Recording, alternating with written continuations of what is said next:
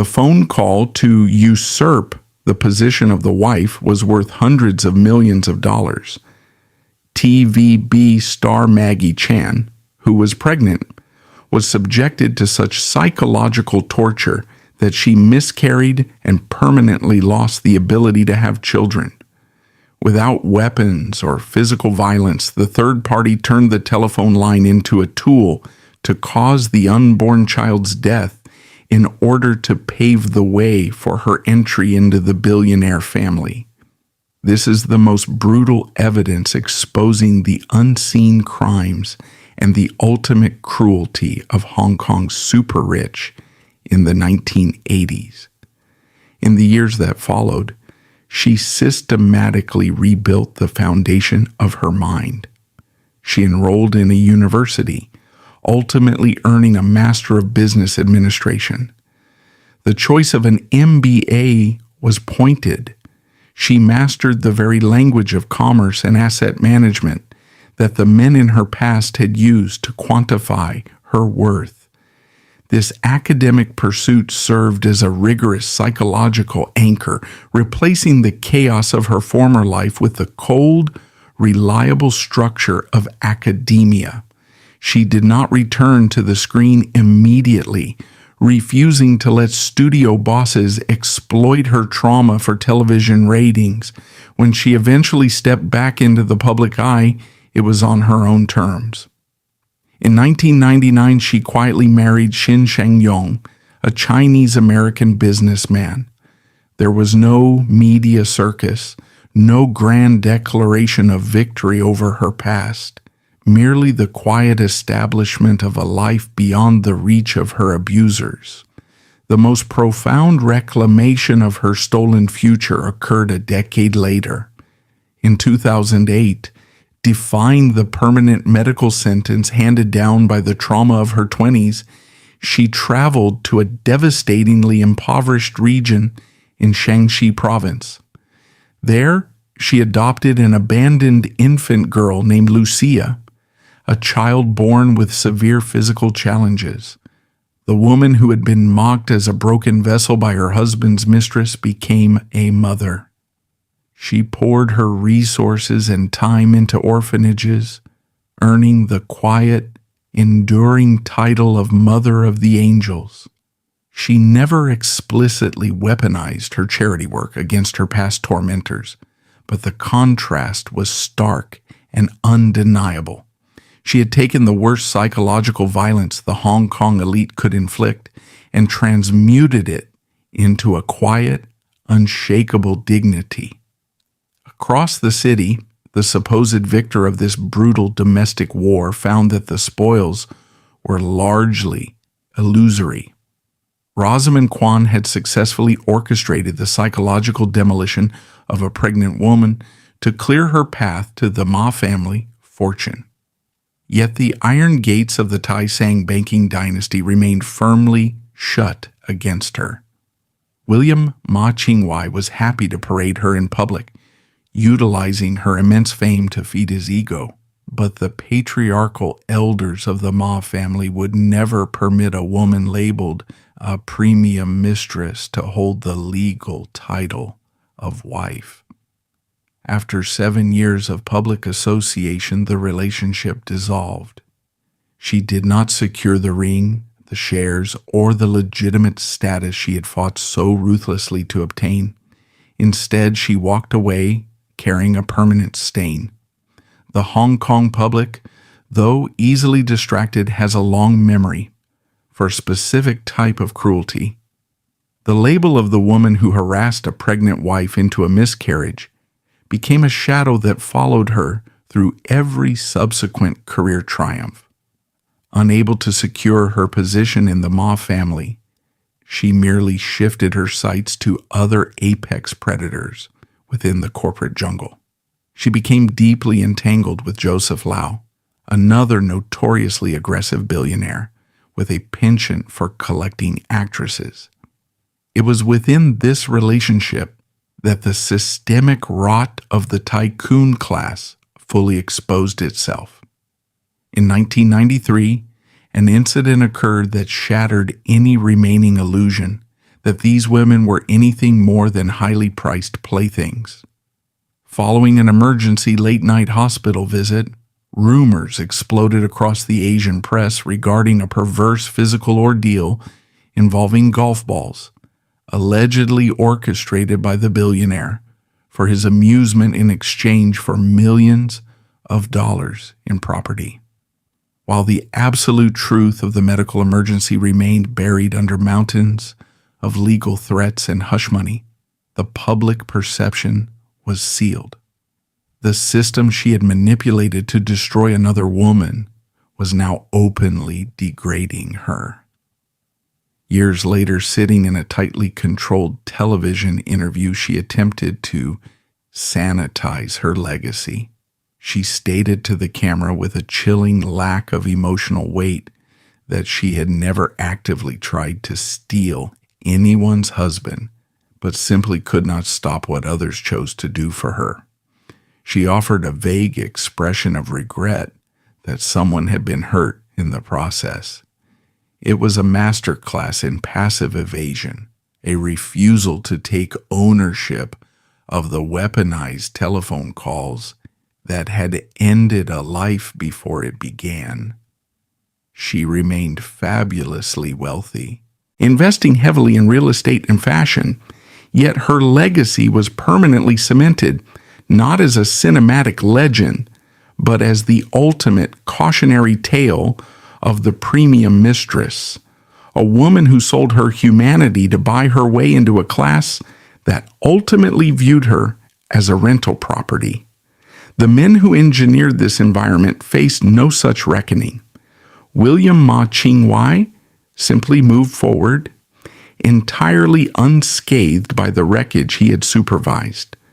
The Tai Sang Bank continued to function, its stock prices entirely unaffected by the moral bankruptcy of its heirs. He engaged in numerous other high-profile affairs, moving through a succession of younger models and actresses. The broader Mei dynasty continued its operations, treating public scandals as minor operational expenses. This is the core operating principle of the elite framework. Accountability is a concept reserved for the lower classes. The billionaire system in Hong Kong during this era functioned flawlessly because it recognized no human cost, only profit and loss. A broken wife was a write-off. A scandalous mistress was a depreciating asset to be liquidated when the maintenance cost exceeded the social value. The story of the $100 million mistress transcends standard celebrity gossip. It is a forensic blueprint of psychological destruction permitted by extreme wealth. In the 1980s, the legal system had no parameters for prosecuting a woman who used a landline telephone to systematically torture a pregnant rival into a physical collapse.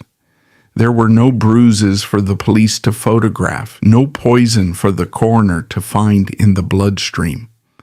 The violence was entirely invisible, executed through words, timing, and the terrifying weight of isolation. The mistress utilized the weapon of psychological terror. The husband provided the arena by abandoning his duty of care, and the media supplied the ammunition by turning the victim's panic into a public spectacle. This mechanism of destruction has not disappeared. It has merely evolved. The isolated telephone calls that echoed through that mansion in 1985 were the analog predecessors to the digital psychological warfare we see today. The tactic of crushing an individual's sanity through relentless, targeted harassment without ever laying a finger on them remains the perfect crime. The architecture of exploitation still stands.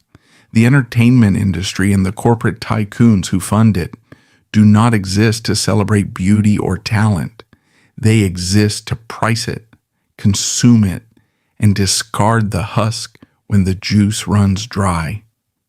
Maggie Chan survived because she recognized the machine for what it was and chose to walk out into the wilderness rather than be ground into dust.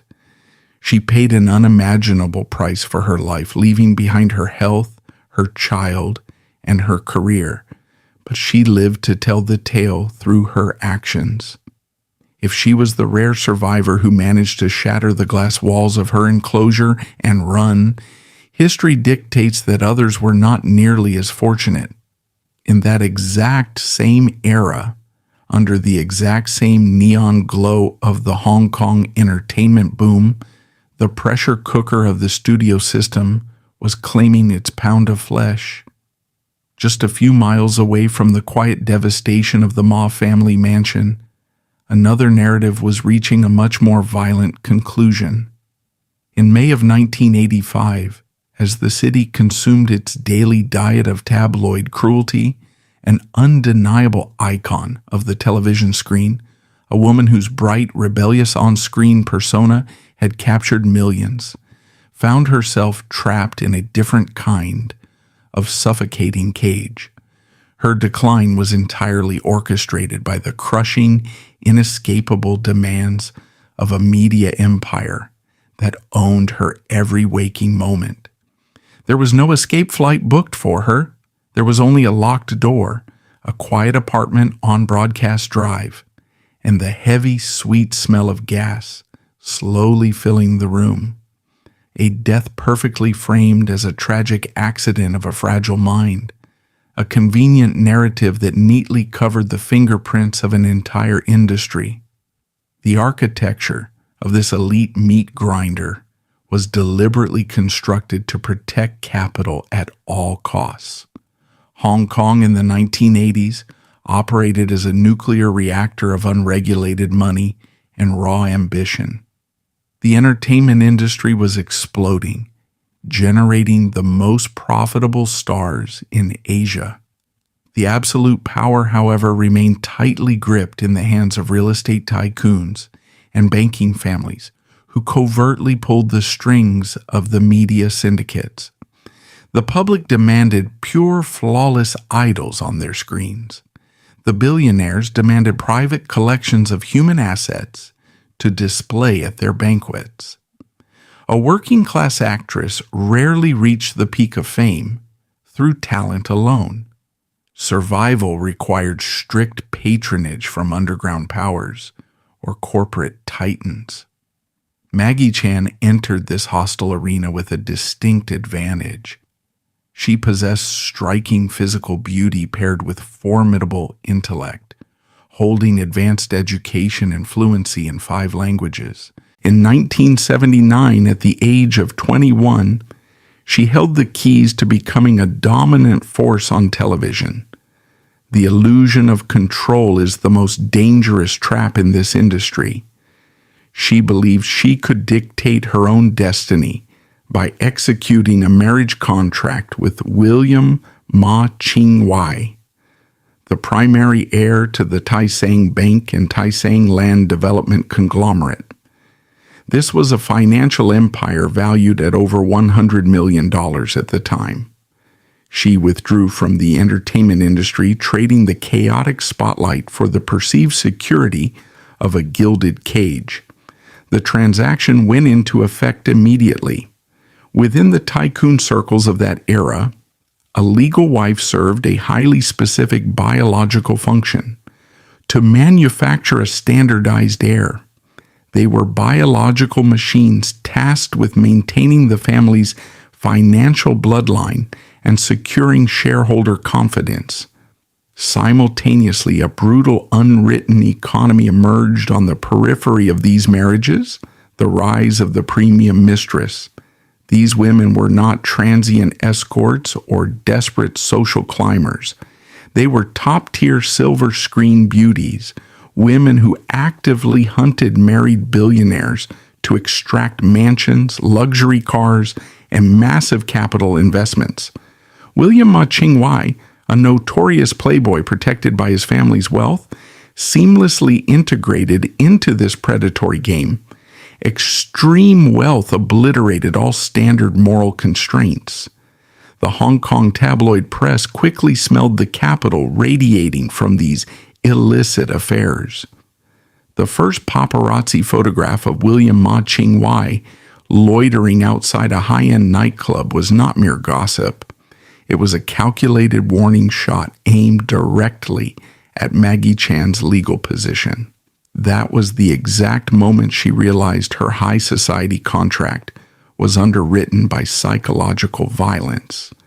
After 6 years of quietly enduring her husband's serial infidelities to maintain the facade of a stable banking dynasty, Maggie Chan finally became pregnant. A strategic shift in power occurred within the household. This unborn child was her immunity idol, the confirmed future heir of the Tai Seng Bank. It was her final biological fortress designed to protect her personal boundaries within the massive cold mansion. The ecosystem of the billionaire class, however, refused to allow her leverage.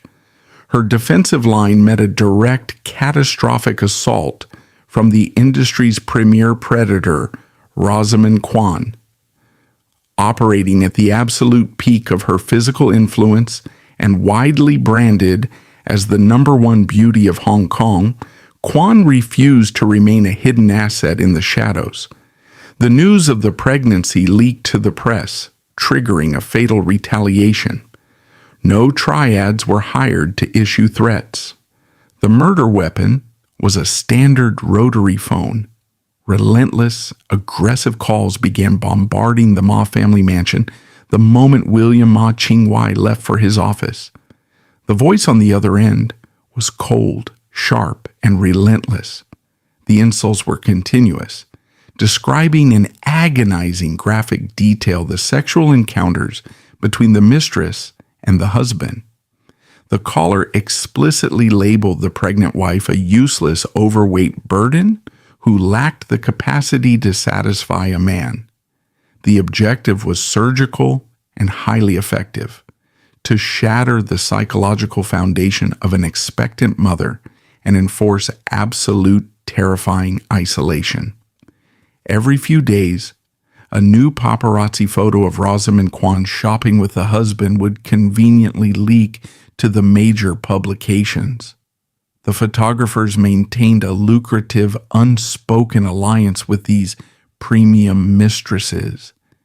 They traded daily schedules for exclusive photo opportunities, generating immense public pressure designed to force the legal wife into a nervous breakdown. Maggie Chan fought back with absolute silence, desperately attempting to maintain the last shreds of maternal dignity to protect her fetus from the cortisol spikes ravaging her body. The dual pressure of the brazen betrayal by her husband and the nightly psychological terror orchestrated by his mistress quickly exceeded human physiological limits. She began suffering from severe, debilitating panic attacks. Not a single psychiatrist or medical professional was called to the Ma family compound to intervene. Within the rigid architecture of high society, mental illness or emotional distress was considered a disgraceful weakness, an operational failure that could not be officially recorded. The physical environment of the multi-million-dollar estate transformed into a high-security isolation ward. The heavy oak doors and private security guards designed to keep the public out now effectively locked her in with her own deteriorating sanity. Maggie Chan found herself entirely cut off from her former support networks. Her colleagues in the television industry rapidly distanced themselves. No actor, director, or producer dared to publicly defend her or offer sanctuary, fully aware that crossing the Tai Seng Bank meant instant professional blacklisting. The banking dynasty controlled vast swaths of real estate, including the properties that housed the very studios and production companies these artists relied upon for their livelihoods. This was the invisible web of capital that suffocated any potential rescue. The patriarchs of the Ma family remained entirely silent, viewing the domestic warfare not as a moral crisis, but as an acceptable stress test for the incoming heir. If the mother could not withstand the pressure, she was deemed genetically unfit for the dynasty. She was left entirely alone to absorb the relentless psychological artillery fire. The telephone calls escalated in frequency and viciousness. The caller expertly exploited the vulnerabilities of a first-time mother, planting seeds of intense paranoia regarding the husband's intentions and the security of her future. The goal was to induce a state of permanent hyperarousal, flooding Maggie Chan's nervous system with stress hormones until her physical body surrendered. The human body can only process extreme psychological terror for a finite period before it begins to dismantle its own life support systems. The crisis did not climax in a dramatic public confrontation or a cinematic screaming match. It arrived in the dead of night, marked by the sudden, terrifying onset of severe abdominal cramping. The prolonged psychological trauma had triggered a catastrophic physiological response. Maggie Chan was rushed to the hospital in a state of advanced shock. The medical personnel operated in a frantic silence, bound by strict non-disclosure agreements dictated by the MAA family representatives who hovered in the corridors.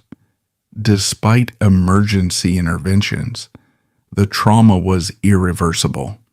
She suffered a traumatic miscarriage in the middle of her second trimester. The unborn heir to the $100 million empire was dead. The massive hemorrhaging caused severe internal damage, leading the attending physicians to deliver a final devastating medical verdict: permanent infertility. The psychological warfare had successfully achieved a biological assassination. The immediate aftermath inside the hospital room laid bare the absolute zero-degree morality of the tycoon class. There was no period of mourning, no psychological counseling offered to the grieving mother. William Ma Ching-wai entered the sterile room not as a husband, but as a corporate liquidator evaluating a failed investment. The woman in the hospital bed was no longer capable of producing a legitimate heir. Therefore, her contract was void. He presented the divorce papers almost immediately, moving with the cold efficiency of a businessman finalizing a bankruptcy filing. His primary objective was to clear the legal pathways to publicly legitimize his relationship with his premium mistress. The Hong Kong media, fed by deliberate leaks from the Ma family public relations machinery, spun the narrative as the tragic but inevitable fall of an actress who simply lacked the stamina for high society. They framed the divorce as a natural consequence of the miscarriage, completely erasing the coordinated campaign of psychological torture that had caused the physical collapse in the first place. When Maggie Chan picked up the pen to sign the dissolution of her marriage, she was not surrendering to the system. She was making a calculated, desperate bid for survival. Staying meant submitting to further psychological degradation and potential physical ruin. Signing the papers was the equivalent of severing a trapped limb to escape a predator. She accepted the total loss of her status, her wealth, and her public reputation in exchange for the one thing the Taisang Empire could no longer extract from her: her life. The address was 7 Broadcast Drive, Kowloon. In the early hours of May 14, 1985, This unassuming apartment block became the site of the most successfully sanitized tragedy in the history of Hong Kong television. The victim was 26-year-old Barbara Young, known across the Asian diaspora as the definitive, irrepressible Huang Rong from the monumental 1983 martial arts epic, The Legend of the Condor Heroes. On screen, she was a symbol of quick-witted rebellion and unmatched vitality. In reality, her lifeless body was discovered in her living room, wrapped in a pink dressing gown, the air thick with lethal levels of carbon monoxide leaking from an unlit gas stove. The Hong Kong media apparatus, the same machine that had relentlessly hunted her, instantly shifted into a synchronized defensive formation. Within hours, the narrative was securely locked into place. A fragile, hysterical young woman, driven to suicide over a petty lover's quarrel with fellow actor Kent Tong. This emotional reductionism was a deliberate, necessary fiction. It successfully shielded the true culprit from public scrutiny. The true entity responsible for Barbara Young's psychological collapse was the television factory that owned the rights to her exhaustion. Beneath the nostalgic veneer of the 1980s television industry, the TVB network operated exclusively as a high-yield industrial assembly line. Actors were not treated as artists, but as highly perishable commodities bound by draconian, multi-year contracts that effectively stripped them of basic labor rights. When Barbara Young skyrocketed to unprecedented fame in 1983, the studio did not offer her a moment of respite to process her new reality. Instead, they recognized a violently profitable asset and immediately maximized her output. She was forced into a grueling, inescapable production schedule, shooting back-to-back television serials while concurrently making public appearances, recording promotional material, and starring in films. Sleep deprivation became a permanent, mandated state of existence. Production crews filmed around the clock. Actors routinely slept on cold studio floors between setups, pushed to the brink of physical and mental collapse by directors who were themselves under intense pressure from executives to deliver content at breakneck speed. Barbara Young was trapped in an environment that systematically dismantled her personal boundaries. The studio owned her public image and dictated her private life. The concept of an off-screen existence was an illusion. TVB actively engineered and heavily promoted a public romance between her and Kent Tong, integrating their relationship into the network's marketing strategy. They were packaged and sold as the golden couple of Hong Kong television. When the intense and unrelenting pressure of their shared celebrity inevitably fractured the relationship, the studio offered no protection. Instead, they allowed the tabloid press to feast on the wreckage. The paparazzi, often acting on tips leaked by studio insiders looking to generate free publicity, hounded her every movement.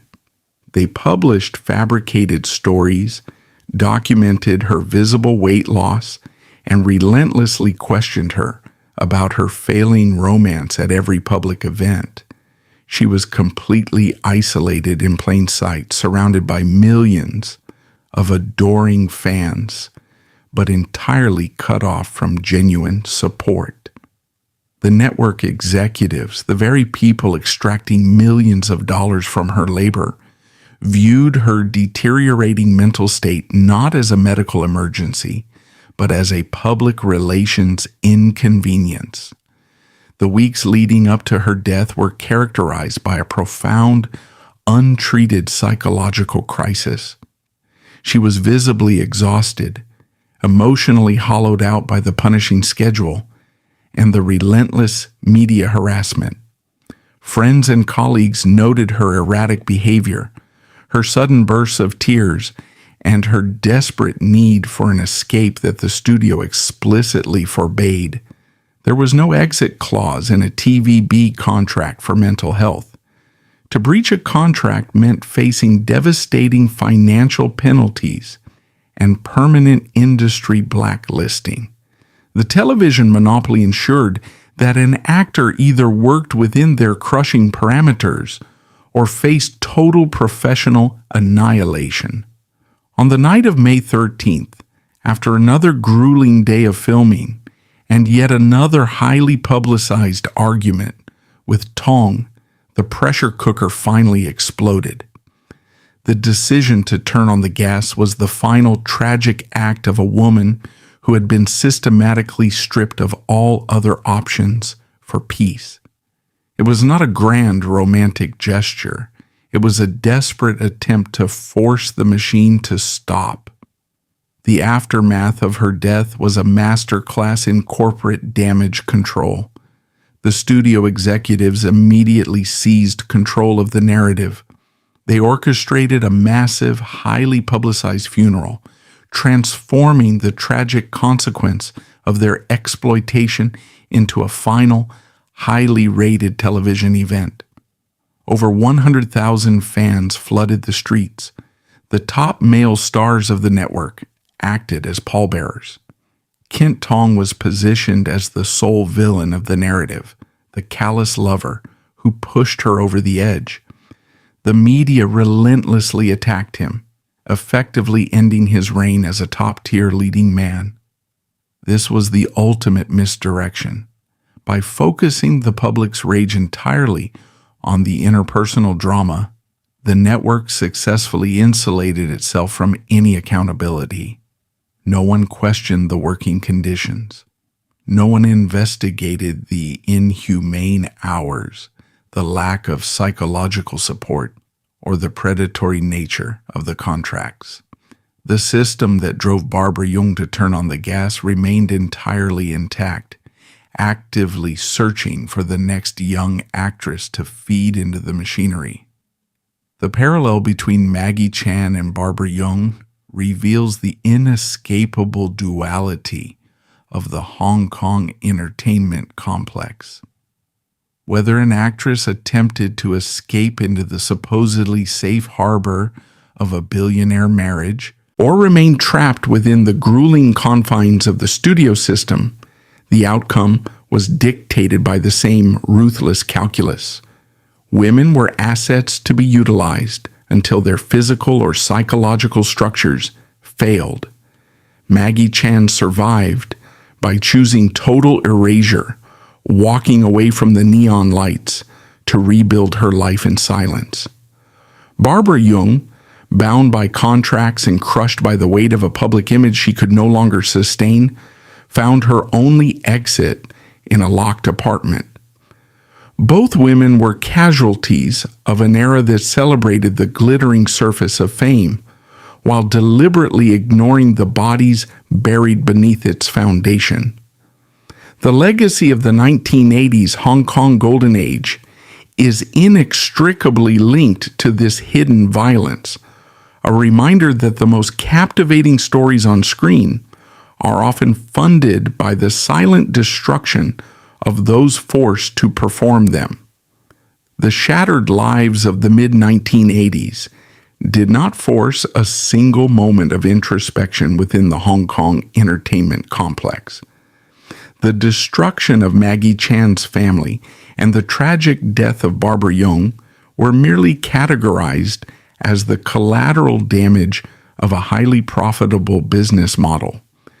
However, as the decade progressed and the 1990s began, the industry underwent a terrifying mutation. The control mechanisms evolved from the psychological pressure of billionaire mansions and the grueling contractual obligations of television studios into the blunt, inescapable violence of organized crime.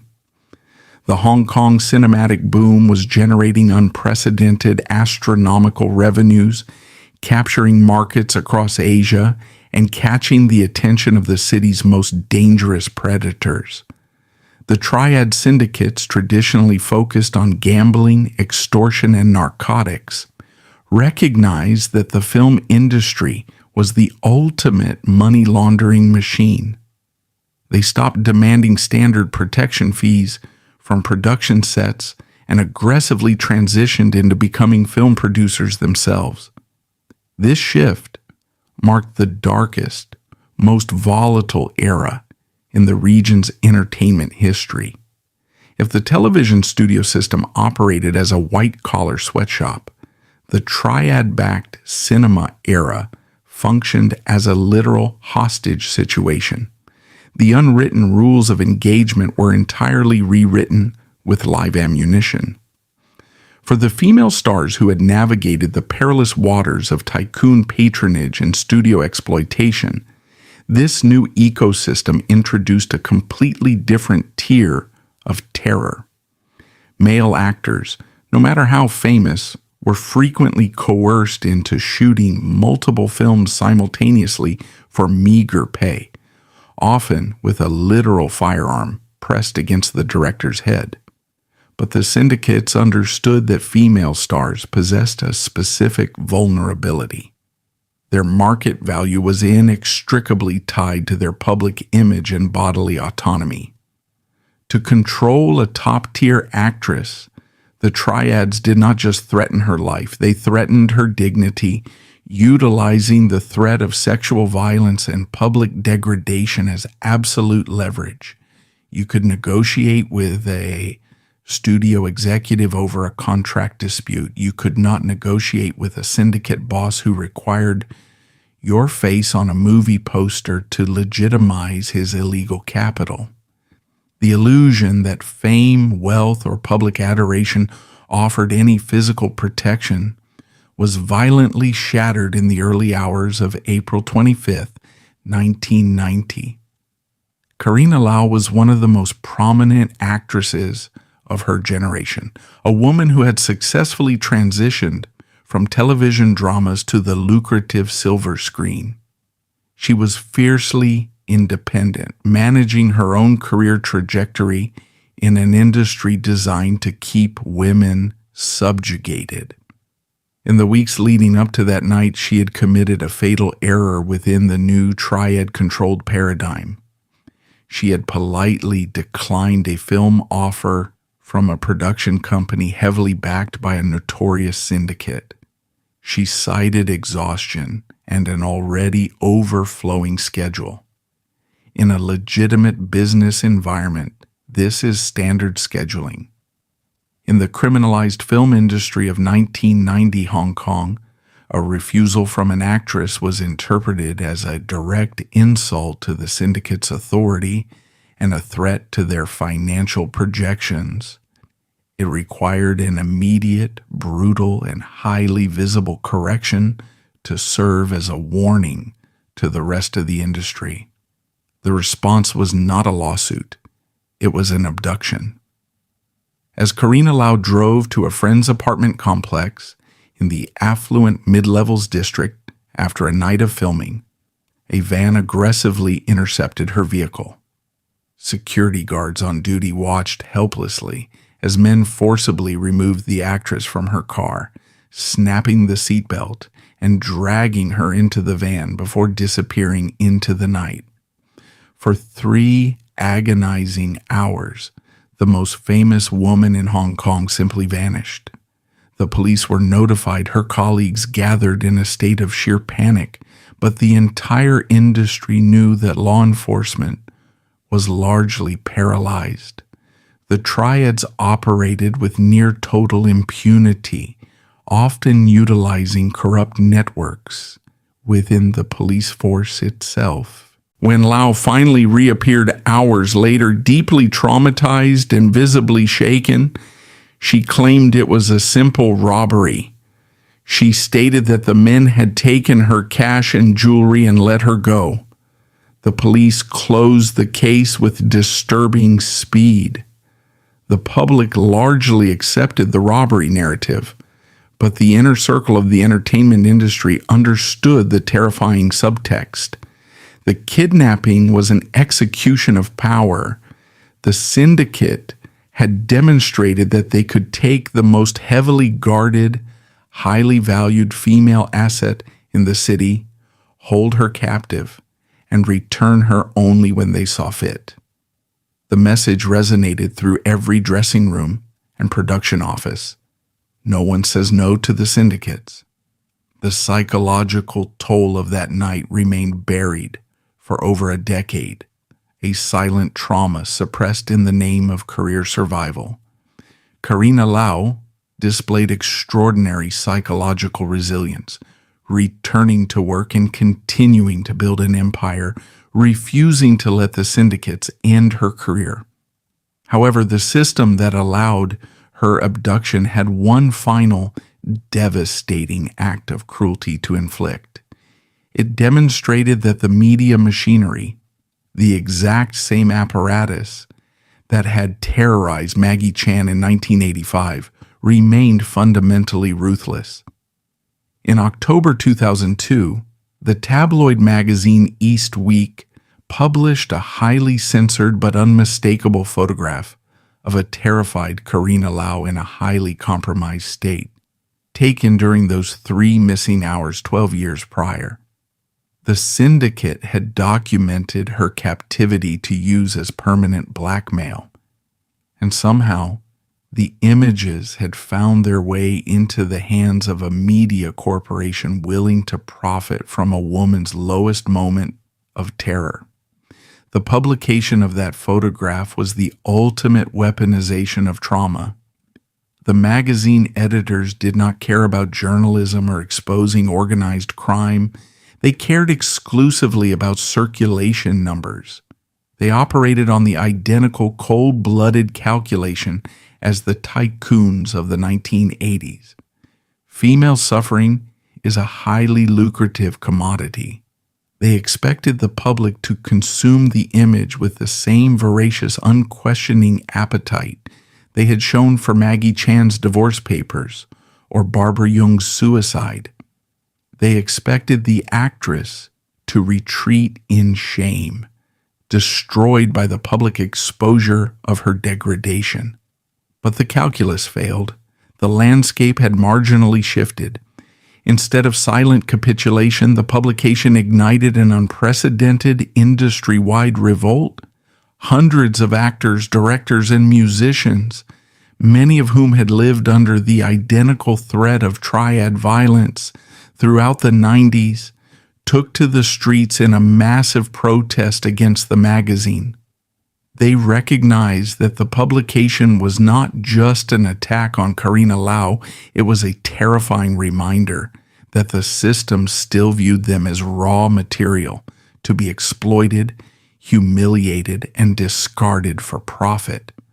The magazine was ultimately forced to shut down, and the publisher faced legal repercussions. But the underlying disease remained uncured.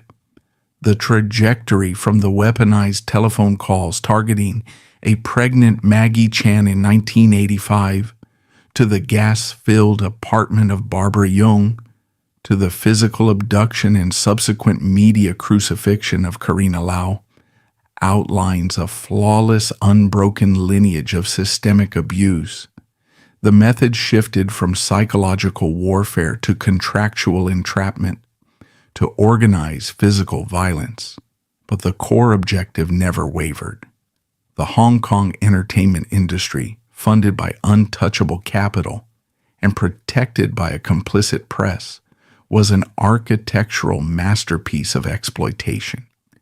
It was a machine designed to extract maximum financial value from the bodies, minds, and private agonies of the women who stood in front of the cameras.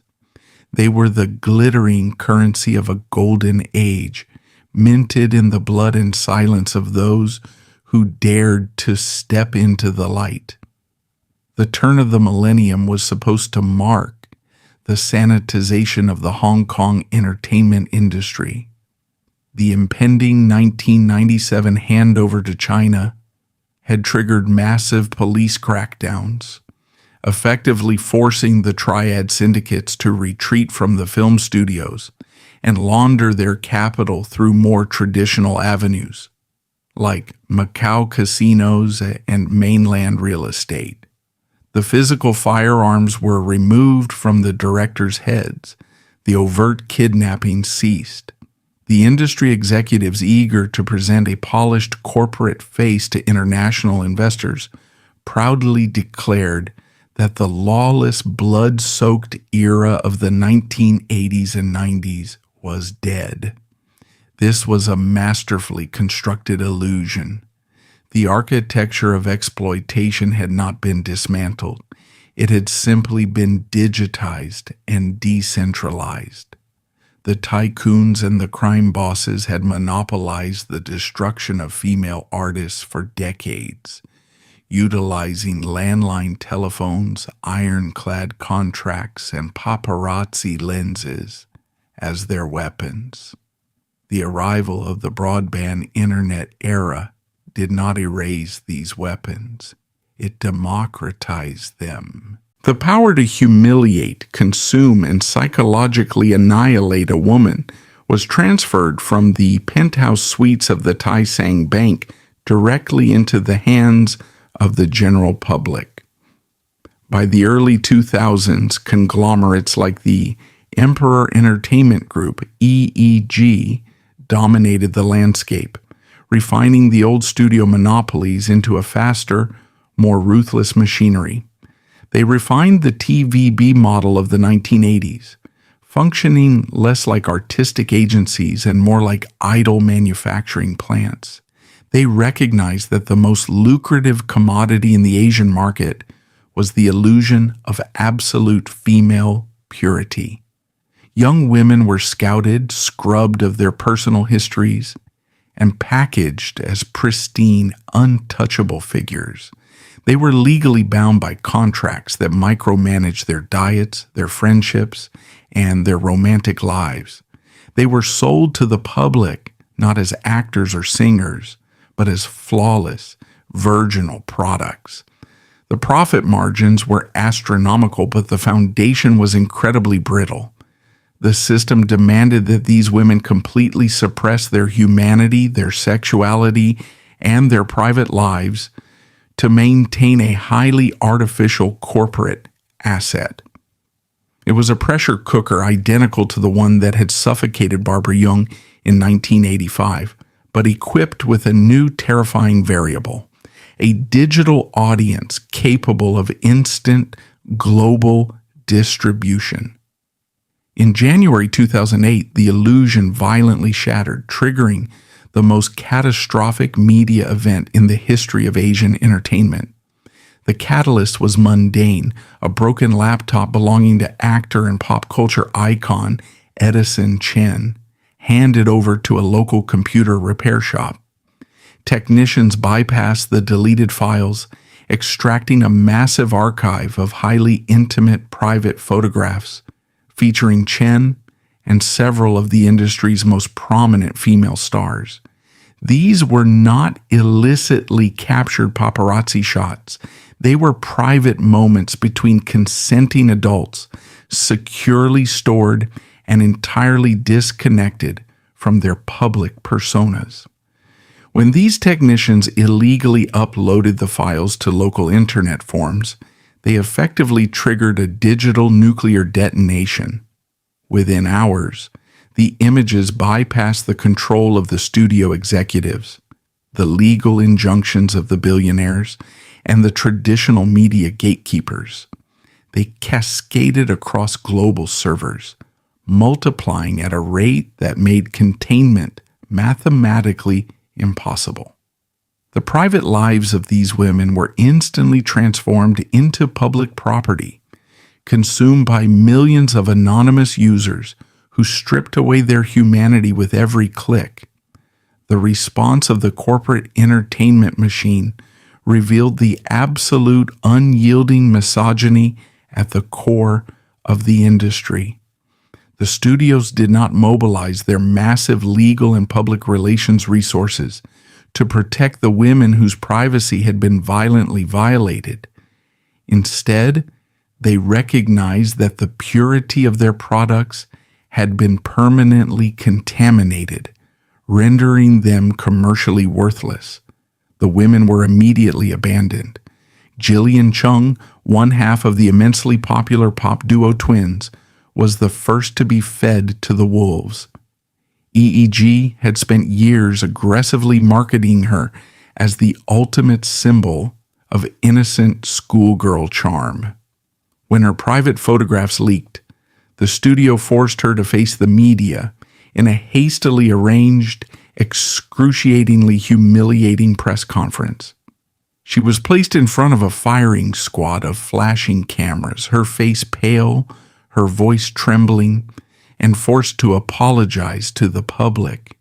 She was forced to apologize simply for being a human being who engaged in a private sexual relationship, for ruining the artificial fantasy that the studio had profited from.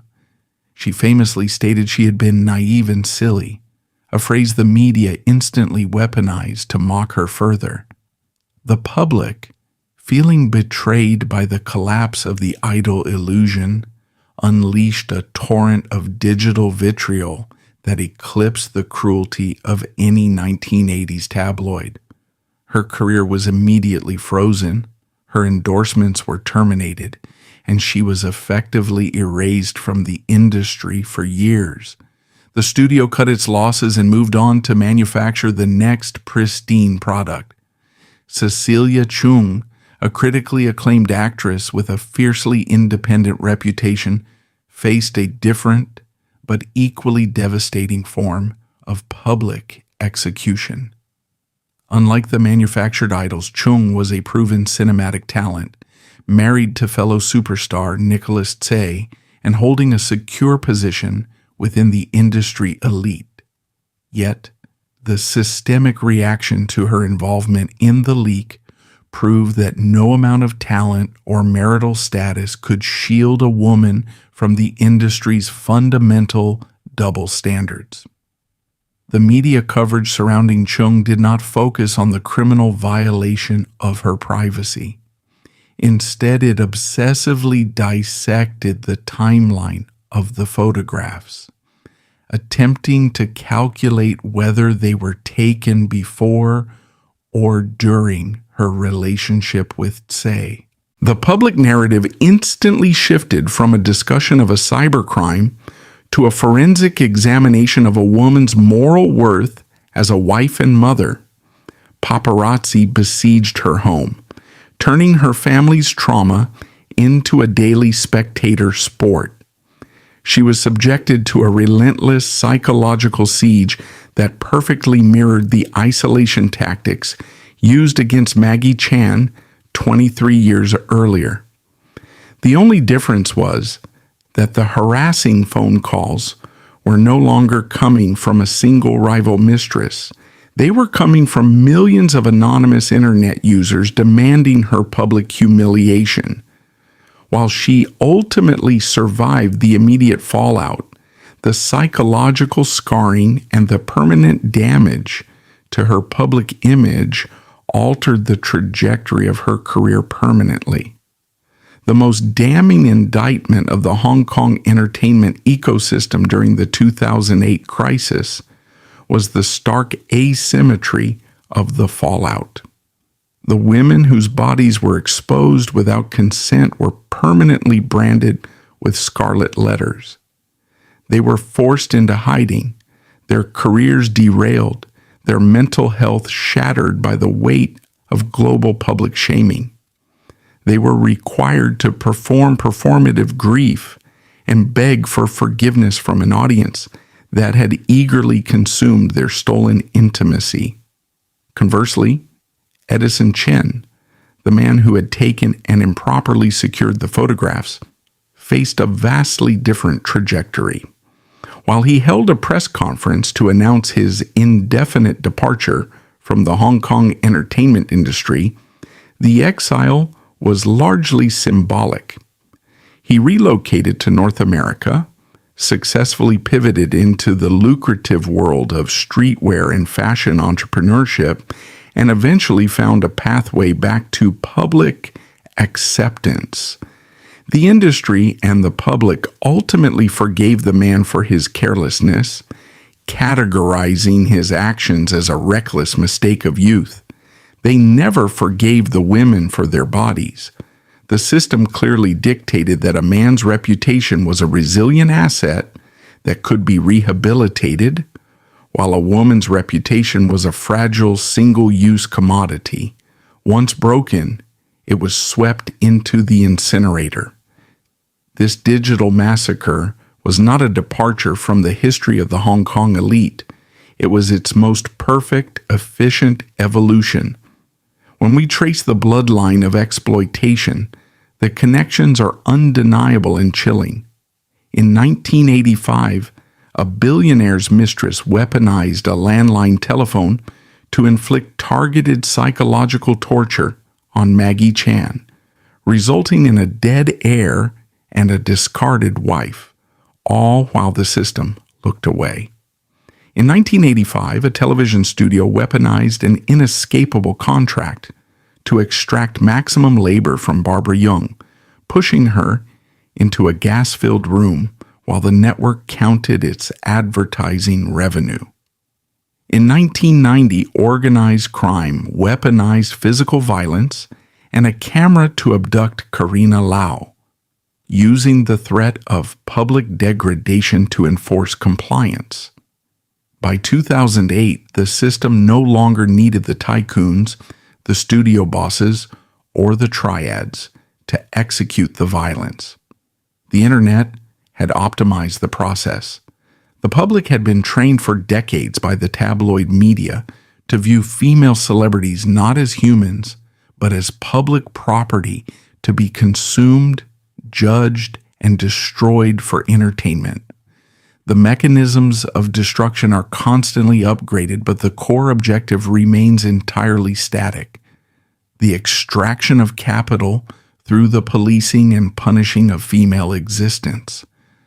The 1980s Hong Kong Golden Age built its foundations on a bedrock of silence and coercion. The modern digital era builds its empires on a bedrock of viral humiliation. The ghosts of the Tai Seng Bank mansion, the locked apartment on Broadcast Drive, and the mid-levels abduction route still haunt the server farms and fiber optic cables of the present day.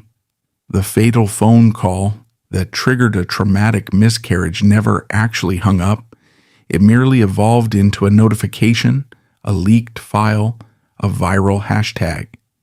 The machine continues to run, humming with cold, terrifying efficiency, perpetually scanning the horizon for the next beautiful, fragile asset to feed into its gears.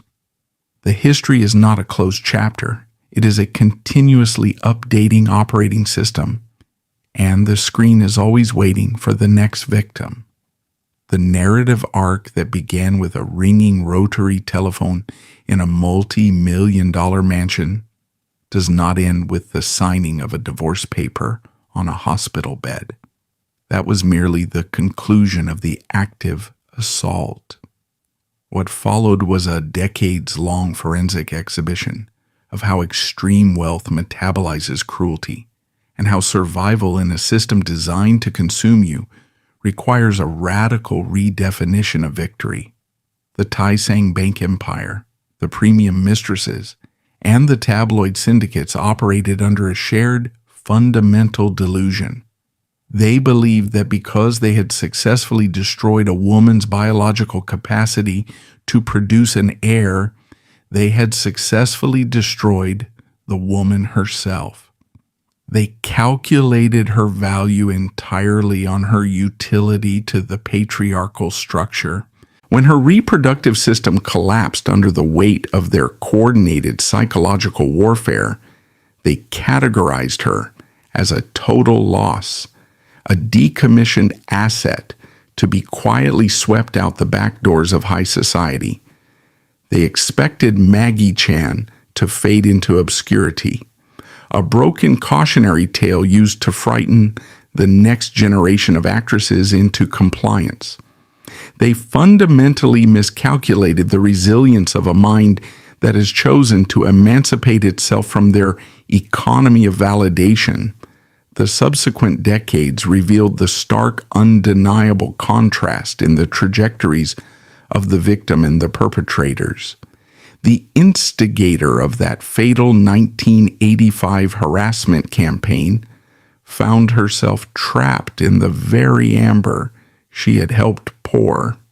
Though she successfully parlayed her proximity to the tycoons into a massive real estate fortune, the architectural integrity of her public legacy was permanently compromised. The ghost of Maggie Chan's unborn child became an indelible watermark on every cinematic achievement and every subsequent high-profile relationship she engaged in. The Hong Kong elite, despite their moral flexibility regarding infidelity, ultimately operate on a strict code of social optics.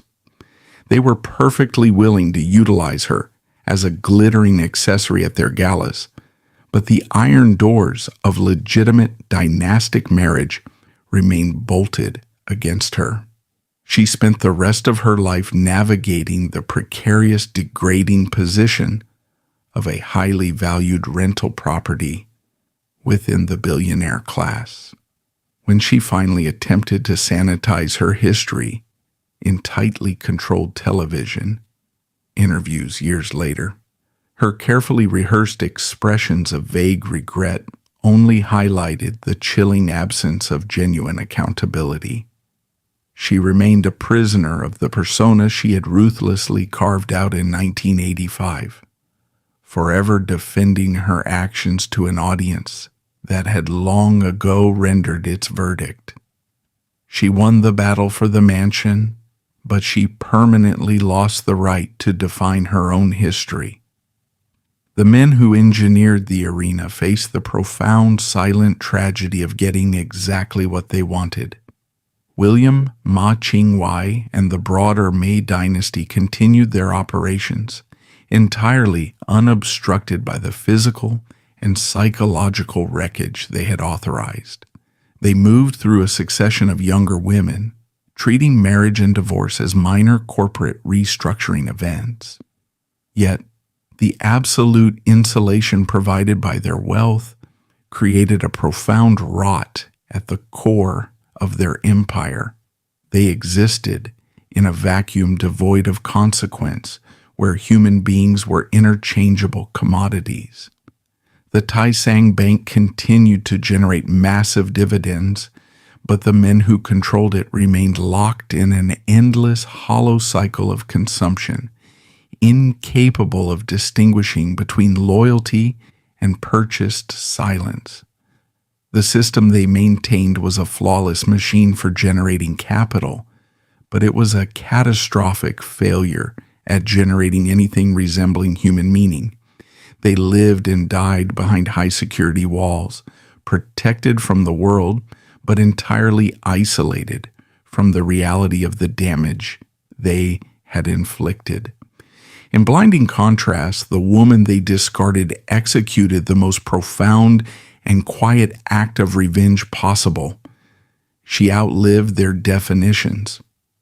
Maggie Chan's departure from the Hong Kong spotlight was not an exile, it was an extraction. By refusing to engage in public warfare, by refusing to monetize her trauma on the tabloid talk show circuit, she starved the media machine of the oxygen it required to continue exploiting her.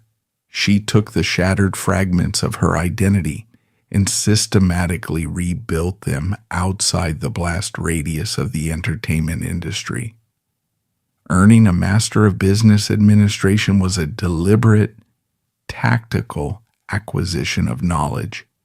She mastered the mechanics of the financial world that had attempted to crush her, not to participate in it, but to understand the architecture of her former prison. Her quiet remarriage to a businessman outside the Hong Kong tycoon sphere was a reclamation of her private life, a relationship built on mutual partnership rather than dynastic utility. However, the ultimate repudiation of the system that declared her a broken vessel occurred in 2008. The medical establishment, funded by the billionaires and operating under their paradigm, had handed her a permanent sentence of infertility. They had declared her biological line severed. Maggie Chan bypassed their biological sabotage entirely. She traveled to Shanxi province and finalized the adoption of Lucia, an abandoned infant girl suffering from severe congenital conditions. The system had stolen her unborn heir. She responded by becoming a mother to a child the system had discarded. She redirected the immense emotional capacity that the tycoon class had attempted to destroy, channeling it into the establishment of orphanages and medical support networks for marginalized children. She earned the title Mother of the Angels, a designation completely detached from box office receipts, paparazzi photographs, or the approval of banking executives. She ultimately defeated the billionaires by rendering them entirely irrelevant to her existence, ignoring their money and their reputations. She proved that a woman's value is not inextricably linked to her capacity to endure abuse or produce heirs for a corrupt dynasty. She achieved a quiet, unshakable dignity that no amount of triad capital or tabloid manipulation could ever touch. As we close this ledger, we must recognize that the dark history of the Hong Kong entertainment industry is not a closed chapter of 1980s nostalgia. The machinery we have dissected over the past 2 hours, the coercion, the commodification, the psychological warfare, is not obsolete. It has merely upgraded its operating system. The landline telephones have been replaced by encrypted messaging apps and anonymous burner accounts. The studio monopolies have been replaced by algorithmic social media platforms that demand constant, exhausting visibility. The triad enforcers have been replaced by digital mobs capable of executing a public stoning at the speed of light. The fundamental objective, however, remains terrifyingly static: the extraction of profit through the relentless policing, consumption, and destruction of female identity. The story of the $100 million mistress and the dead heir is the Rosetta Stone for understanding this ecosystem. It teaches us that extreme violence does not always require a weapon. Sometimes the most lethal weapon is a telephone call, delivered with perfect timing, backed by the terrifying weight of unchecked capital. It teaches us that silence in the face of psychological torture is not neutrality. It is active complicity. The media that published the photographs, the tycoons who looked the other way, the public that eagerly consumed the gossip, they were all accomplices in the attempted murder of Maggie Chan's spirit. We do not exhume these stories to revel in the misery of the past. We exhume them to identify the murder weapons of the present. The system of exploitation only functions when it is allowed to operate in the shadows, disguised as entertainment, disguised as celebrity gossip, disguised as the natural order of high society. By dragging these mechanics into the harsh light of historical analysis, we strip them of their power. We force the audience to confront their own role in the consumption of human suffering. Maggie Chan survived because she recognized the trap and possessed the extraordinary strength to walk away into the wilderness. But for every survivor who escapes the blast radius, history dictates there are countless others who are consumed by the fire. But the labyrinth has deeper corridors. Beyond rival mistresses and complicit media lies a predator far more intimate. The threat shifts from the boardroom to the bloodline. In the glittering, ruthless world of the Asian entertainment elite, there's a story of a child star who was entirely consumed not by the studios, but by the devastating predatory greed of her own family. A financial bleed so severe and a betrayal so profound that it ended in a tragedy that forced an entire nation to question the legal definition of parenthood. The machine never stops running. It simply changes its operators. The sterile white walls of the Hong Kong sanatorium and hospital in December 2003 served as the final battlefield for a war that had raged for nearly 40 years. In one of the private suites, a 40-year-old woman, ravaged by terminal cervical cancer, was utilizing her last moments of cognitive clarity to construct an impenetrable legal fortress. She was not defending herself against studio executives, triad bosses, or predatory paparazzi. She was desperately trying to lock out her own mother. The patient was Anita Mui, the undisputed queen of cantopop, a cinematic legend and a cultural icon whose influence spanned the entire Asian continent. Her final act on Earth was not a peaceful surrender to the inevitable, but a meticulous forensic deployment of trust funds and legal injunctions designed to prevent her family from liquidating her legacy. When she flatlined on December 30th, the immediate reaction of her primary caregiver was not paralyzing grief.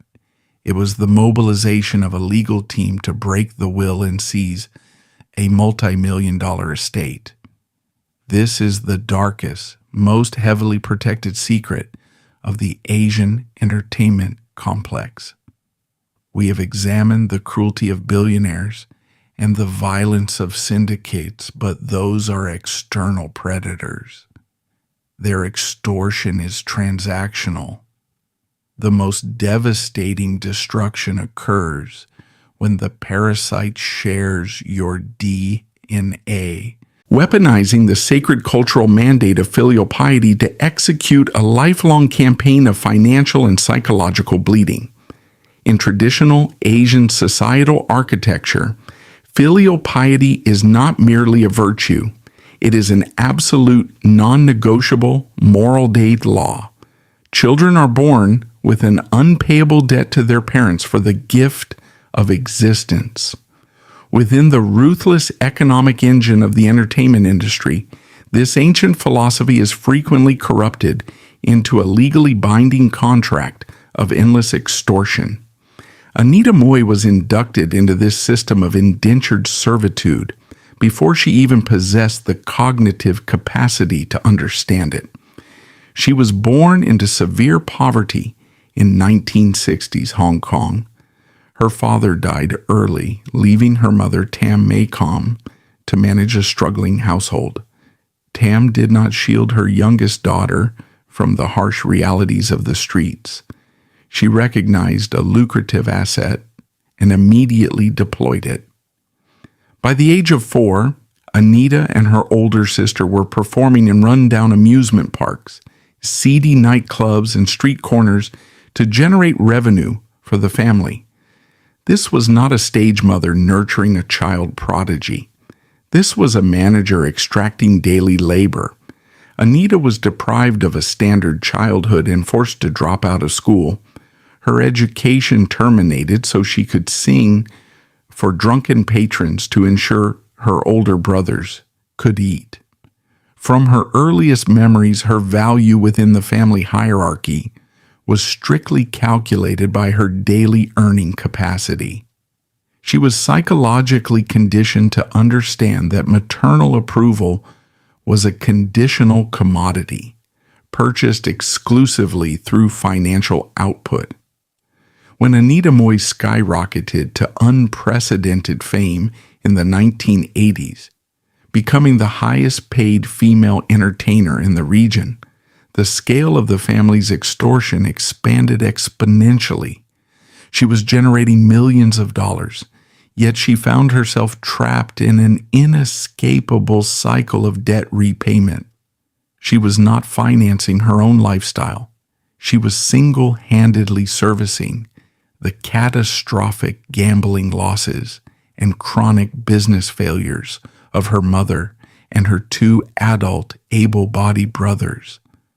Her mother functioned as the ultimate enabler for the brothers, demanding that Anita underwrite their lives simply because she was the one who had made it. Whenever Anita attempted to establish financial boundaries, her mother deployed the ultimate weapon of the era, the tabloid press. Tam Maycomb would leak stories to the media, publicly accusing her daughter of being ungrateful, cold-hearted, and unfilial. In an industry where a star's public image was heavily dependent on traditional moral standing, this was a lethal threat. To avoid the career-destroying stigma of being labeled a bad daughter, Anita paid the ransom. She bought them properties, cleared their millions in triad-linked casino debts, and funded their extravagant realities. The bloodline operated as a parasitic organism, draining the host's resources while simultaneously demanding absolute gratitude for the privilege of being drained. The fundamental question of why a powerful, wealthy woman simply did not cut ties with her abusers entirely misunderstand the psychological architecture of lifelong familial coercion. When an individual is conditioned from the age of 4 to serve as the sole financial pillar of a family, their entire identity is fused with that burden. To sever the connection would mean dismantling her own ingrained sense of purpose. Furthermore, the pinnacle of the entertainment industry is a landscape of profound isolation. Mega stars are surrounded by sycophants, managers, and industry sharks whose affection is tied to box office returns. The family, no matter how toxic, represents the only continuous thread to a pre-fame reality. Anita sought the one thing her millions could not purchase: genuine, unconditional maternal affection. Her mother understood this vulnerability flawlessly. She dangled the promise of a mother's love like bait, always keeping it just out of reach, contingent upon the clearance of the next bank transfer. The psychological torture in this scenario was not delivered via an anonymous phone call. It was served across the family dinner table. The breaking point arrived not with a public scandal, but with a terminal diagnosis. In 2003, as her physical body began to fail under the aggressive chemotherapy treatments for cervical cancer, the true nature of her family's attachment was brutally exposed. According to testimonies from her closest friends and colleagues, her mother's primary concern upon visiting the hospital was not her daughter's physical agony or survival rate, but the legal status of the estate. The mother relentlessly pressured a dying woman to hand over direct control of her assets, terrified that the impending death would permanently sever her primary revenue stream. There was no maternal comfort offered, no holding of hands in the quiet, dark hours of the hospital ward. There was only the cold, frantic calculation of a creditor realizing their primary asset was about to default. This realization catalyzed Anita Mui's final brilliant act of defiance.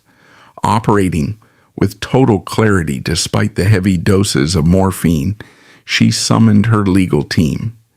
She did not leave her vast estate to her mother in a lump sum. She understood with terrifying certainty that her mother would immediately squander the millions at the casino tables, leaving her nieces and nephews entirely destitute. Instead, she established a highly restrictive trust fund The trust was legally mandated to pay her mother a generous monthly living allowance of 70,000 Hong Kong dollars, an amount more than sufficient to live comfortably in the city until her mother's death. The remainder of the massive estate was dedicated to educational funds for her siblings' children and significant charitable donations. By structuring her will in this precise manner, Anita fulfilled the societal obligation of filial piety by ensuring her mother was cared for, while simultaneously stripping her of all ultimate financial power. It was a posthumous boundary, the first one she had successfully enforced in her entire life.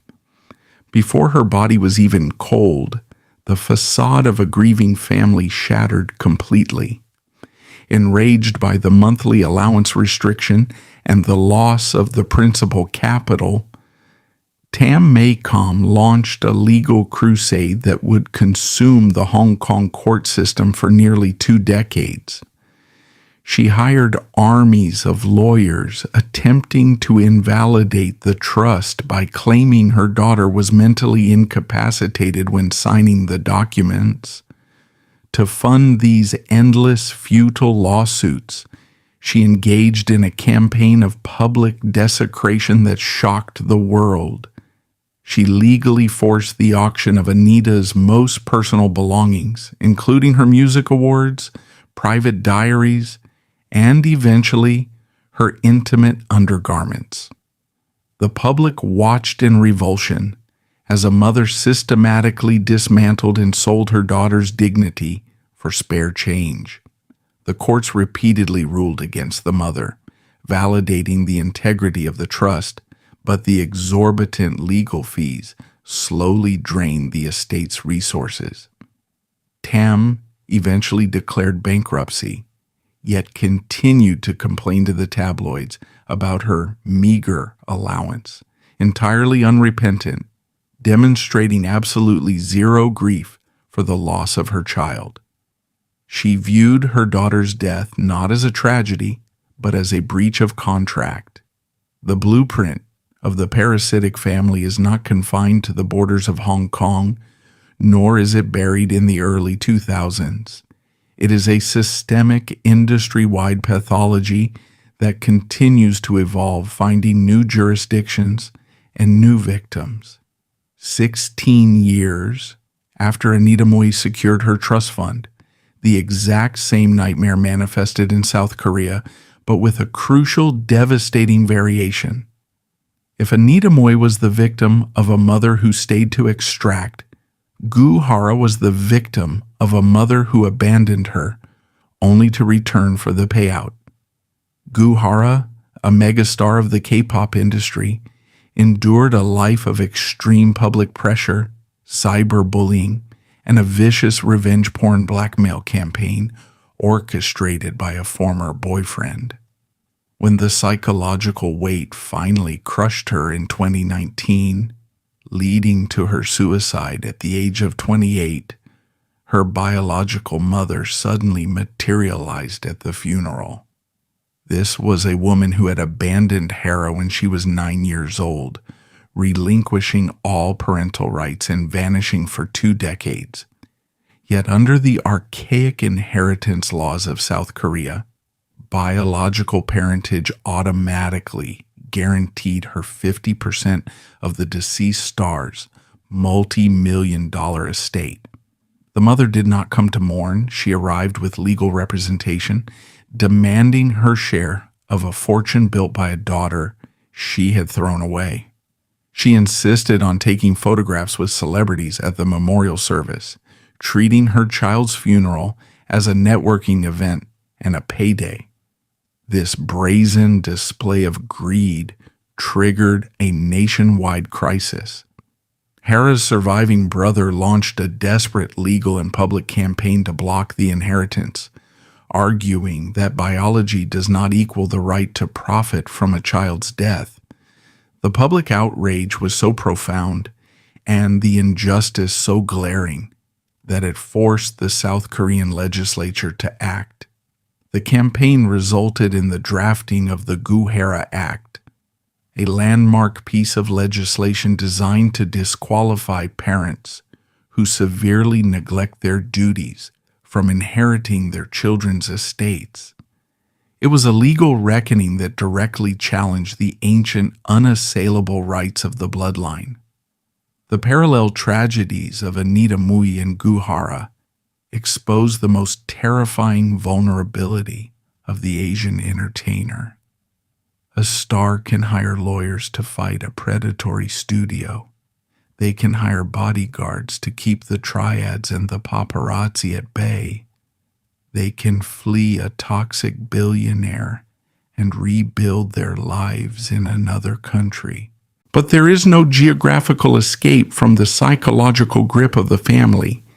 The industry builds the machinery that prints the money, but the bloodline often holds the keys to the vault, using guilt, obligation, and the desperate human need for parental love as their leverage. The legacy of these women is not just the music they left behind or the films they starred in. Their ultimate legacy is the exposure of a system that allows parents to view their children as speculative assets. They force societies to look at the dark side of filial piety, demanding a legal and cultural definition of parenthood that is based on protection and care rather than mere biological extraction. The machine of the entertainment industry will always hunt for new talent, but the stories of these women stand as a permanent warning. Sometimes the most dangerous monsters are the ones sitting in the front row of your concerts, wearing the faces of the people who gave you life. The devastating betrayals executed by blood relatives represent the most intimate form of destruction within the Asian entertainment complex, but they are ultimately individual tragedies. They rely on the specific greed of a mother or a father. To locate the absolute apex predator of this ecosystem, we must move beyond the opportunistic violence of triads, the cruelty of individual billionaires, and the parasitism of families. We must examine what happens when the exploitation is not a byproduct of the industry, but its foundational business model. When the state, the media conglomerates, and the legal system collude to institutionalize the trafficking of human beings under the guise of talent management, the machine achieves perfect, terrifying efficiency. If the 1980s Hong Kong elite treated women as depreciating assets to be discarded after a miscarriage, the modern South Korean entertainment conglomerates, backed by the immense power of the chaebols, treated them as disposable currency.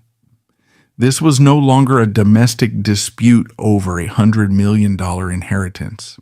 This was an industrialized supply chain of sexual servitude, legally enforced by corporate contracts and protected by absolute systemic impunity.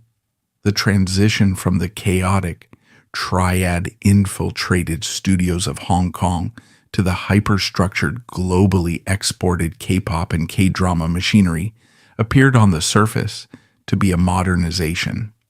The new agencies operated out of sleek glass towers in Gangnam, boasting sophisticated training regimens and global public relations teams.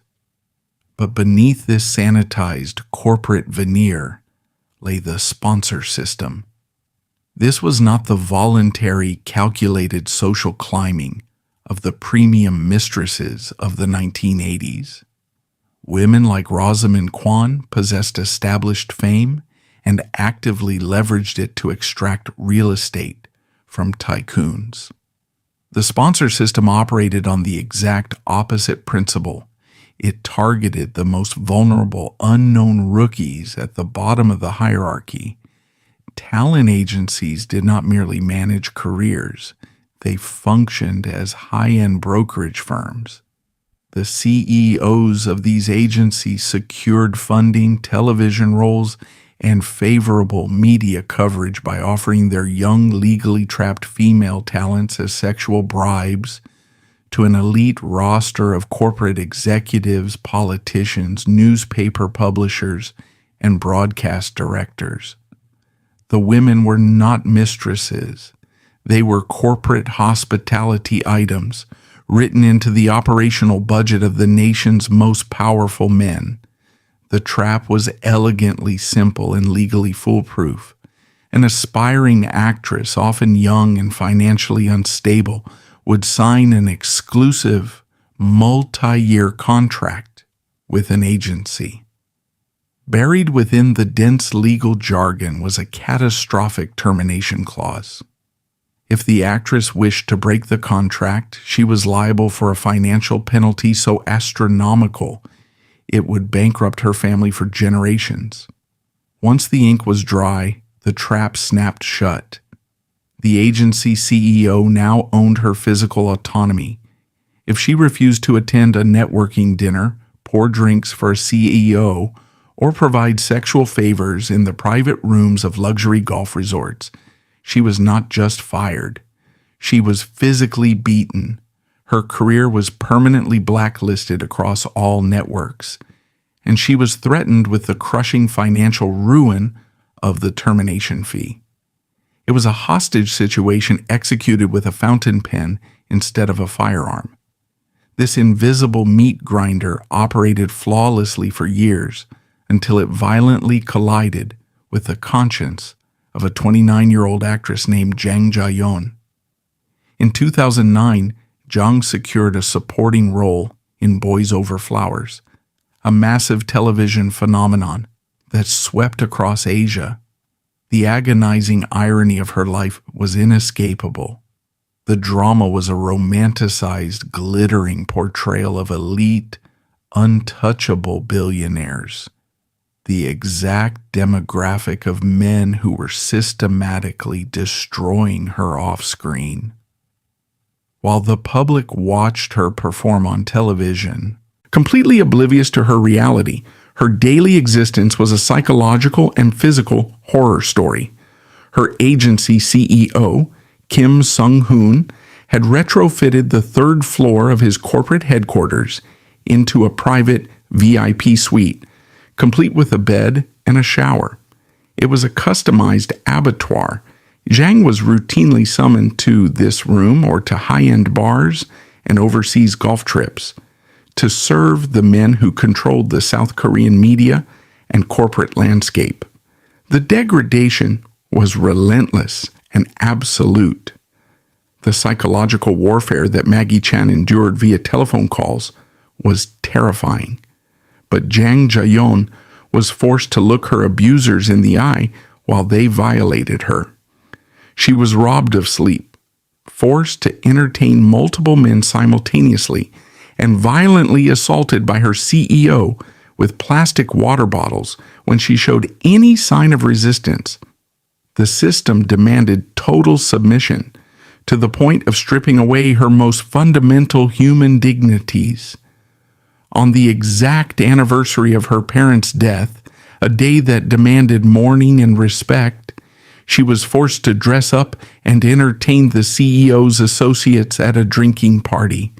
She was a ghost, trapped in a machine, smiling for the cameras on the set of a hit drama during the day and serving as a human sacrifice to the tycoons at night.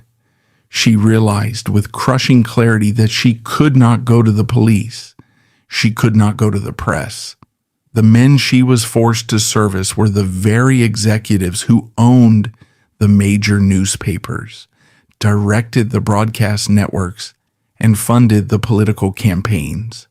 The system was airtight. There was no exit door, no divorce paper she could sign to escape. On March 7th, 2009, the psychological weight finally fractured her entirely.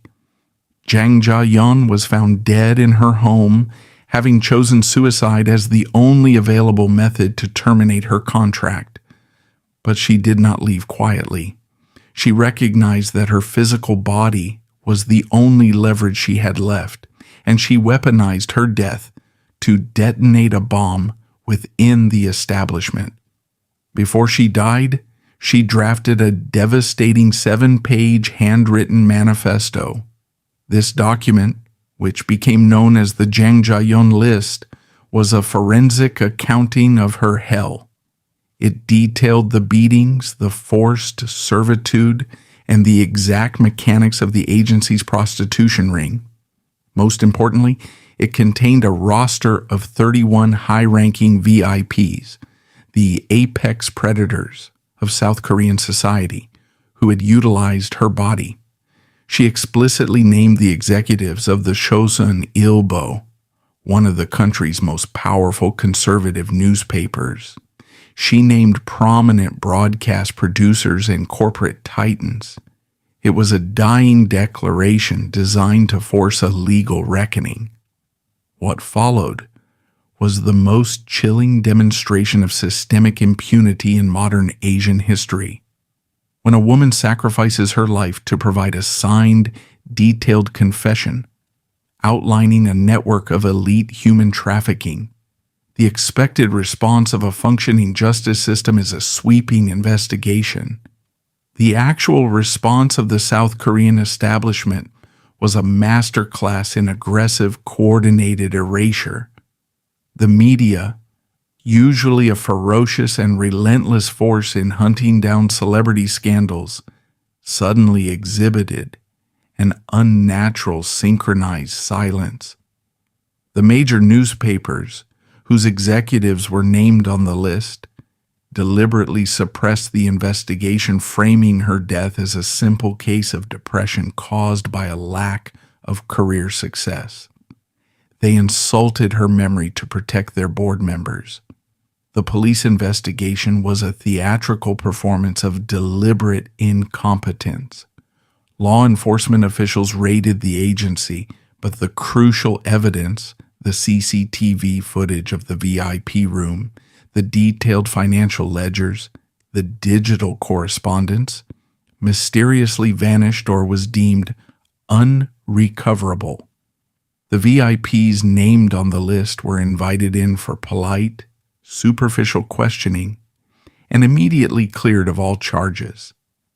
The prosecution concluded that there was insufficient evidence to prove that the sexual services were coerced, suggesting instead that the actress may have voluntarily engaged in these encounters for career advancement. They applied the exact same victim-blaming logic used against Karina Lau and Gillian Chung. They framed the woman's degradation as her own moral failing, entirely absolving the men who held the power. Out of the 31 elite figures named in a dying woman's final testament, not a single VIP served a day in prison. The agency CEO, the man who had orchestrated the entire operation and physically beaten her, was eventually convicted only of minor assault and given a suspended sentence. He walked free. The system did not fail. The system worked exactly as it was engineered to work. It protected the capital and liquidated the liability.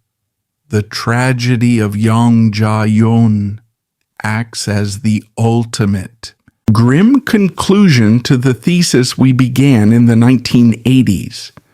The tycoons of Hong Kong discarded a pregnant wife because they viewed women as biological assets.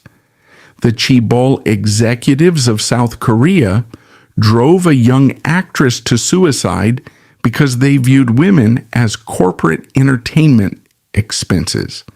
The geographical location shifted and the technology evolved, but the underlying arithmetic of power remained flawlessly consistent. When immense wealth intersects with an industry that commercializes human beauty, the resulting environment is invariably lethal to the women who inhabit it. The law does not exist to protect them. It exists to manage the fallout when they break. The contracts they sign are not agreements of employment. They are deeds of ownership. Jang Jae-yeon's 7-page letter remains a ghostly indictment, a piece of paper soaked in blood that the system simply wiped away and threw in the incinerator. If we step back and view this sprawling 60-year timeline of the Asian entertainment complex, a terrifying unified architecture emerges. We have seen the destruction flow from the individual cruelty of billionaires to the ruthless exhaustion tactics of studio monopolies, to the physical violence of syndicates, to the digital humiliation of the internet, to the parasitic greed of families, and finally, to the institutionalized sexual servitude of corporate conglomerates. It is a labyrinth with no exit, where every corridor is lined with a different mechanism designed to extract the same resource. The public consumes the final product, the hit songs, the blockbuster films, the flawless magazine covers in a state of willful amnesia. They applaud the survivors and quickly forget the casualties, preferring the glittering illusion of fame over the cold mechanical reality of the abattoir. Yet, even as we close the files on the tycoons and the chaebols, history demands we turn our gaze toward one final monolithic structure.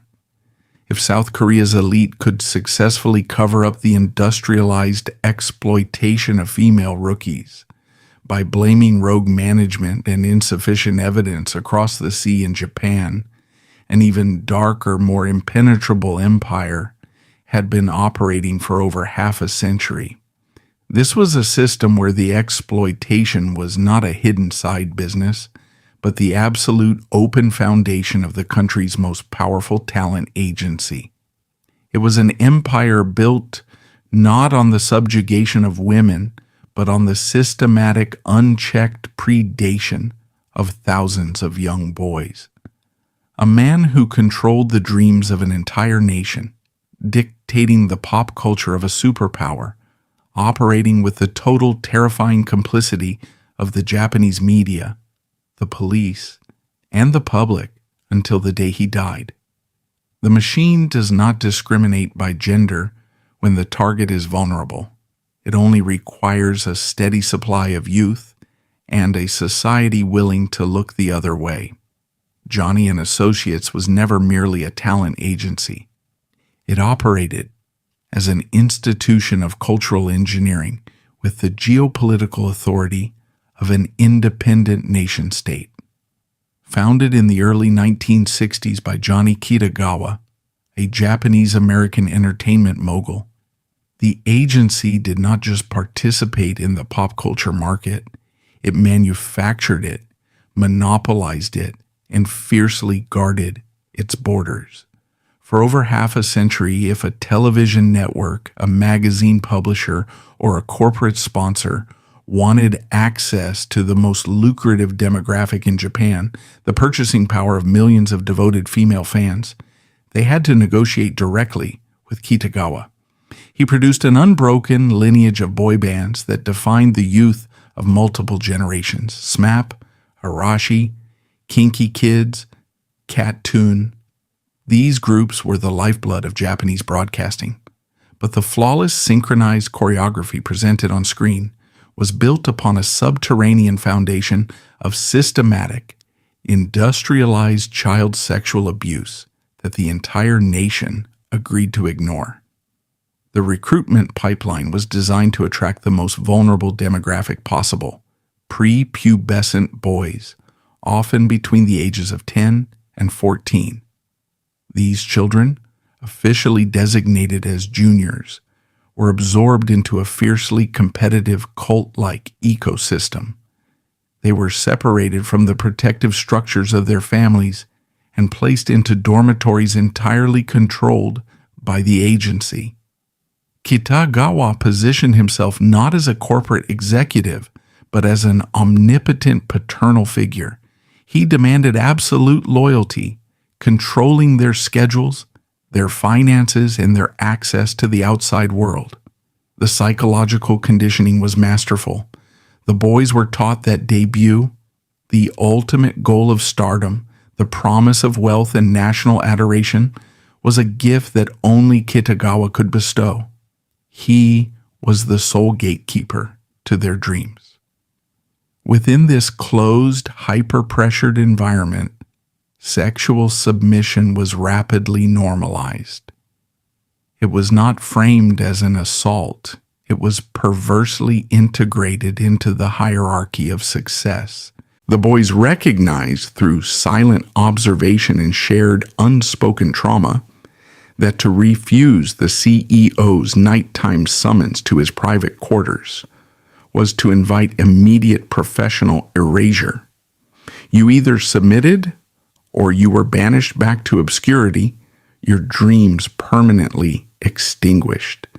The true horror of the Johnny and Associates empire does not solely reside in the actions of one predatory executive. The chilling reality is that the abuse was an open secret, a structural reality that required the active daily complicity of the entire Japanese media and legal apparatus. Kitagawa did not operate in the shadows. He operated in plain sight, shielded by an impenetrable wall of economic extortion. The mechanism of the cover-up was brutally simple. If a television executive, an investigative journalist, or a rival agency dared to question the rumors surrounding Kitagawa, Johnny and Associates would execute a devastating retaliatory strike. They would immediately pull all of their top-tier idols from that network's programming. In the Japanese broadcast landscape, losing access to Johnny's talents meant instant, catastrophic drops in viewership ratings and the subsequent withdrawal of corporate advertising revenue. The media executives ran the calculations. They weighed the moral imperative of protecting marginalized children against the financial survival of their networks, and they consistently, universally chose the profit margin. They allowed a predator absolute access to thousands of children because he guaranteed their quarterly earnings. This wall of silence was so robust that it withstood direct legal confirmation of the crimes. In 1999, the weekly magazine Shukan Bunshun published a massive multi-part expose detailing the systematic sexual abuse of the juniors, breaking the cardinal rule of the Japanese press. Kitagawa arrogantly sued the publication for defamation, confident in his untouchable status. However, in 2003, the Tokyo High Court delivered a landmark ruling. The judges examined the testimonies of the victims and officially concluded that the core allegations of sexual abuse against Kitagawa were demonstrably true. In any functioning democratic society, a high court ruling confirming that the most powerful man in the entertainment industry was a prolific child predator would trigger an immediate criminal investigation, congressional hearings, and a national reckoning. In Japan, it triggered absolute silence. The mainstream television networks, the major daily newspapers, and the corporate sponsors completely ignored the court's findings. They refused to report on it. They continued to invite Kitagawa to their boardrooms and his idols to their primetime slots. The system essentially ruled that the abuse of these boys was an acceptable, unreportable operating cost of the entertainment sector. Because the domestic machine refused to malfunction, the architect of this misery was allowed to dictate his own legacy. When Johnny Kitagawa died in 2019 at the age of 87, he did not die in a prison cell. He died as a venerated national hero. The Prime Minister of Japan offered public condolences. The major television networks preempted their regular programming to broadcast glowing, uninterrupted retrospectives of his life, praising his unparalleled contribution to Japanese culture. His funeral was a massive televised spectacle of grief, attended by the very idols whose childhoods he had fundamentally violated. It was the ultimate grotesque victory of the capitalist entertainment model. The man who had institutionalized the trauma of thousands of children was buried with the honors of a statesman, simply because the media empire he built was deemed too big to fail. The machine successfully buried the evidence alongside the perpetrator. The eventual collapse of this empire required an external catalyst, proving that the domestic system was entirely incapable of self-correction. It was not until 2023, 4 years after Kitagawa's death, that the British broadcasting network BBC released the documentary Predator: The Secret Scandal of J-pop. By bypassing the Japanese media cartel entirely, the foreign press finally pierced the protective bubble. This international exposure emboldened Kawan Okamoto, a former junior, to step forward and hold a press conference at the Foreign Correspondents Club of Japan. The dam finally broke. Hundreds of former trainees, men who had carried the silent, suffocating weight of this trauma for decades, began to step out of the shadows. The sheer volume of the allegations drew the attention of the United Nations Human Rights Council, which launched an independent investigation into the agency and the complicit Japanese media. The domestic press, finally cornered by international scrutiny and the undeniable weight of the testimonies, was forced to report on the very crimes they had spent 50 years actively suppressing. However, the final death blow to Johnny and Associates was not delivered by a sudden awakening of corporate morality. The system only collapsed when the financial calculus shifted. As the scandal gained global traction, multinational corporations, brands like McDonald's, Nissan, and Asahi, recognized that associating with the agency had transformed from a marketing asset into a massive liability. They began systematically severing their advertising contracts. The moment the capital evaporated, the impenetrable fortress crumbled. The agency was forced into a humiliating public apology, admitting to the decades of abuse, and was ultimately dismantled and rebranded. The executives who had enabled the abuse scrambled to protect their remaining assets. The reckoning was historic, but it was entirely reactive. It did not resurrect the careers of the boys who had been blacklisted for refusing to submit. It did not erase the decades of psychological torment endured by the victims.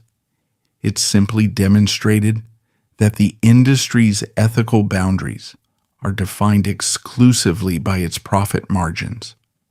When the abuse was profitable, it was protected. When the abuse threatened the bottom line, the predator was finally disavowed. As we step back and survey the sprawling, interconnected architecture of the Asian entertainment complex across the last half-century, a chilling, unified thesis emerges.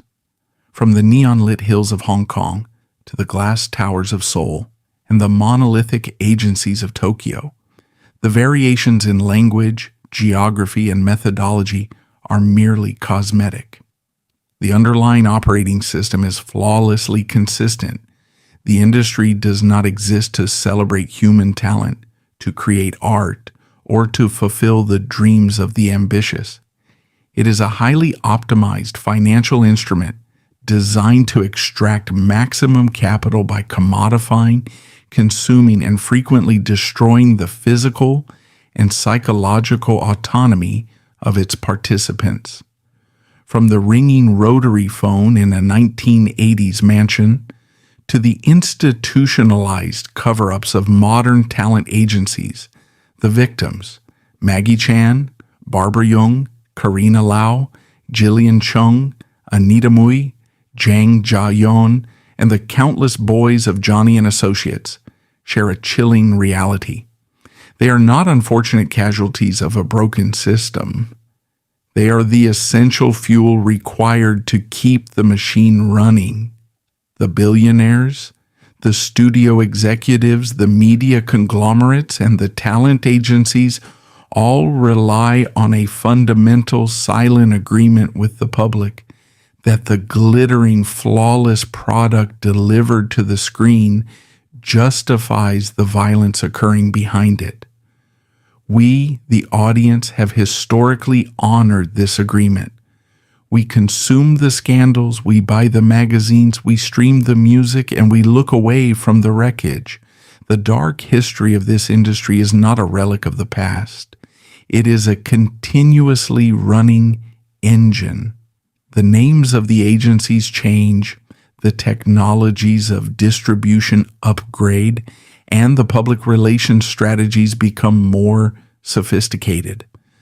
But until the foundational arithmetic is dismantled, until human dignity is legally and culturally valued above corporate capital, the machine will continue to search for the next generation of beautiful, vulnerable assets to feed into its gears. The telephone call that initiated this journey never truly disconnected. It is still ringing, echoing through the corridors of power, waiting for the next victim to pick up the receiver. The machine cannot function without an audience willing to consume the illusion while ignoring the screams. As the focus shifts from the neon-lit cities of Asia to the heavily guarded compounds of the Western music industry, the predator's playbook remains exactly the same. The brightest lights will always require the darkest shadows to sustain them.